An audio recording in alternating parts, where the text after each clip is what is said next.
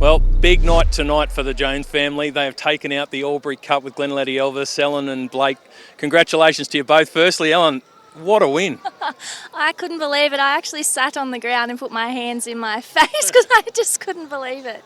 The horse has been fantastic since arriving at the stable. Yeah, absolutely. And at the moment, he's just flying, and it's a privilege to be able to train a horse like him, that's for sure. Hasn't had many starts, come a long way in a very short time. Yeah, definitely. But he's such a professional. Like everything we throw at him, he just takes it in his stride. He's just the ultimate racehorse. And I was talking to Blake before the race. He said last week, bit of a trial run here because we wanted to see if he'd get around the track. Yeah, and last week we were so impressed with him, and he pulled up really, really well. So as soon as he pulled up so good, we just thought full steam ahead, and we'd come here and it paid off. And a couple of track records to boot. Yeah, exactly. How good. Congratulations, well done, Blake. Mate, that's a pretty special victory, that one. Yeah, definitely. I haven't got an Albury Cup before, so yeah, it was good to get it. It's always good to win the local cups, and especially with such big prize money on offer. It's it's awesome. You took the option to hand the front over. Were you always thinking of doing that?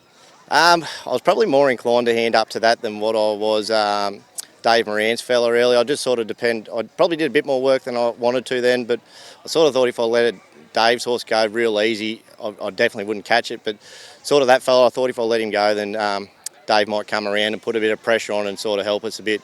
But it just all worked out perfect in the end. What were you thinking at the 400 metres? Were you travelling well? Yeah, sort of down the back straight, I was watching the leader and it was sort of wanting to get off the track a bit.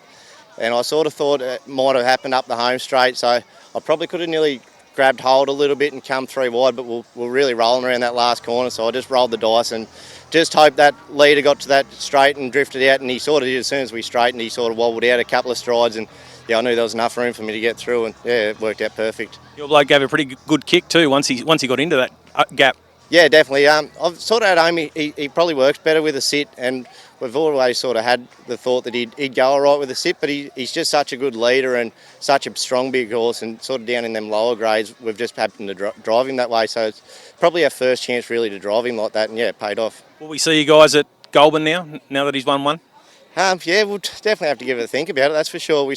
I had no real plans after this weekend. I think the Wangaratta Cup was coming up in a couple of weeks, but now he's won that, he's probably shown he can go with them horses, albeit it's probably going to be harder again at Goulburn. So yeah, we'll definitely consider it.